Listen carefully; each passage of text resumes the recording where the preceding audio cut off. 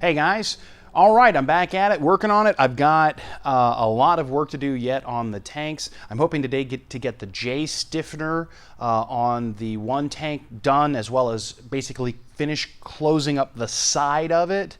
And then if I have time today, I'm gonna look at starting the process of closing up the back of the other tank. I may wait and do those both at the same time, but that's coming real soon. My tanks are getting ready to be sealed, which that's going to be exciting because then I can start doing leak tests. I had a couple really good questions.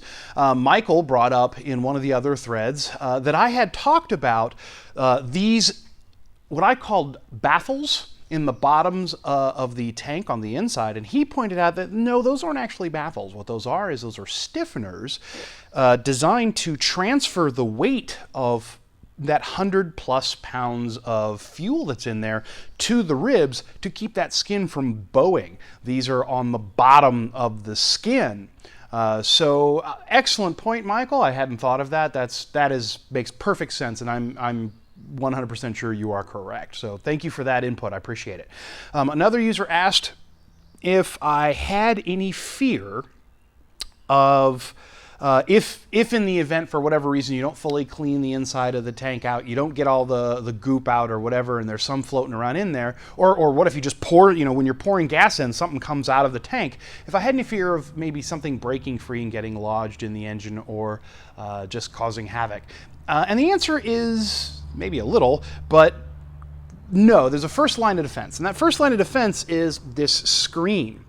So this is the fuel outlet valve, I guess. It's not even a valve, it's just a plug, a port, I guess, that comes out of the side of the tank. It's at the lowest corner part of the tank, and it has this nice mesh screen on here that should keep big chunks of stuff from getting into the engine proper.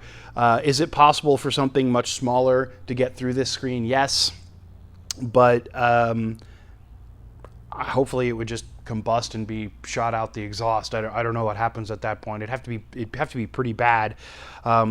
And debris-wise, I mean, I do the best I can to get all that out of there before I seal, before I clean. Like in between each steps, I take the air and I blow it out. So hopefully we won't have anything in there. But in the end, if we do, screen. So, all right, I'm gonna get back to it. Like I said, a lot to do. I'll try to give you guys some close-ups and show you what all I'm doing. And it's a beautiful day, though it's hot. We're starting to get into the summer, so it's starting to warm up out here. Anyways, thanks guys, here we go. So right here, you're going to watch me insert the vent line. Now, the vent line is a piece of aluminum tube that runs the entire length of the inside of the tank. It runs from one side, a port or a vent on one side, all the way to underneath the gas cap. Now, this is out of order from the plans. I did a couple steps ahead where I could because I wanted to test fit that end rib. You have to bend that tube to fit in a couple places. And in the plans, I think it says to use a 63-inch piece of aluminum tube. Make it 65 inches. That bend there at the end vent can be a little tricky, especially if you're trying to avoid binding with your fuel sensor float, which can happen. So just give yourself a couple extra inches. Once that's done, I get everything ready to go, and then I go home.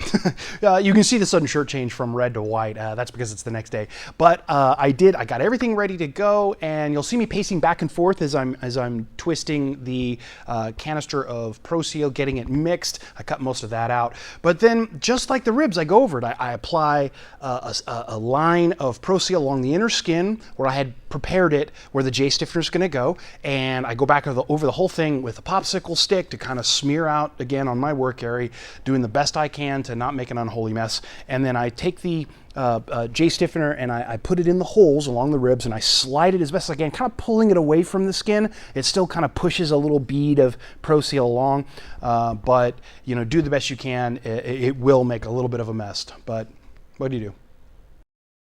Once the Jstiffener is in place, I add a few clecos about every 4 holes or so. Just kind of pull the Jstiffener against the skin, against that Proseal. It forces him out through the holes, which is what we want. I insert rivets through all the holes, and then I use my blue painter's tape over the rivets and prepare for the bucking bar and the rivet gun. Again, to save as much time and work as possible, I place the tank on the ground and up on the table and up on the ground, you know, just to make it easier, just due to the nature of my jig, because those uprights do block some of the rivets, so I have to kind of slide it around within the jig. A note on the jig: if you're going to make one, and you should make two, make sure you make it narrower than your table. So my table is 4 feet wide and my jig is 4 feet 1 inch wide, which means, you know, you move it over and it falls off. So just be careful of that. Hindsight is 20/20 on that one. Make it a little narrower.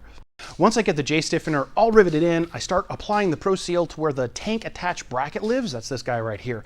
And again, same thing. You put lines of Proseal, you use the popsicle stick as awkwardly as you can in that spot to smear it, and put the rib in, and then rivet it home. And then it was just a matter of using up the last of the Proseal that was in that tube. Even though I think that was a 2.5 ounce one, it still had plenty, and so I kind of just went over things and put Proseal all over all the extra stuff. This footage right here is not all that great, sorry.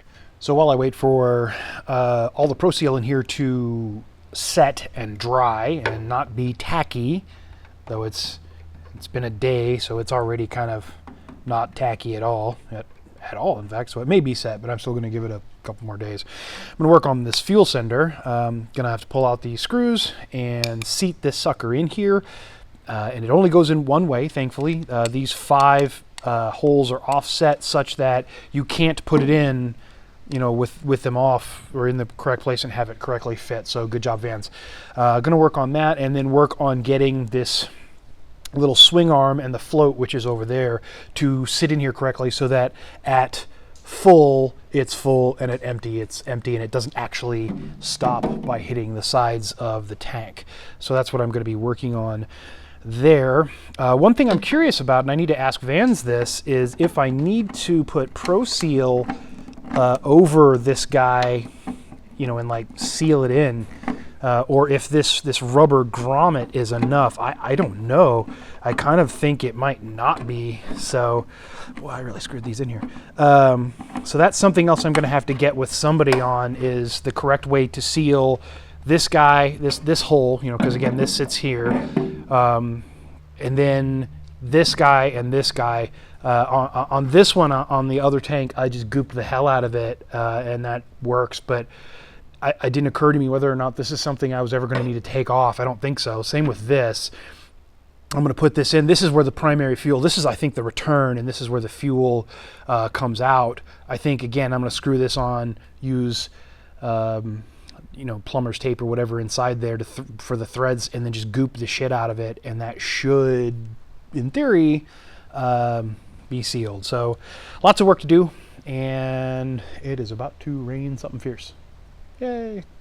You do have to Proseal that fuel sender plate on. The rubber grommet / that O-ring, that flat O-ring, it is absolutely not enough, and that really small port on the end is a vent, not a fuel return, which is what I believe I just said. So, by the way, both of which are very clearly detailed and documented in the plans right on the page. With that many silly mistakes, it makes me wonder why you guys bother listening to me at all. Anyways, guys, that's where I'm going to end this one. Thank you very much. If you like what I'm doing on this channel, if you please hit that thumbs up button down over there and subscribe, and it would help my numbers. And if you really want to help me out, you can jump over to my Patreon page, and you can keep me making these videos for as little as $1 a month. Think of it as buying me a cup of coffee over the internet. And if you really want to build a Vans aircraft, which you absolutely can, as like my buddy says, it's not rocket surgery. If I can do it, anyone can. If you guys use my builder number down, which I have linked down in the comments, when you buy your kit as a referral, Vans sends me $100. Thanks everybody, I really appreciate it. Stick around. Next time, we seal the tanks.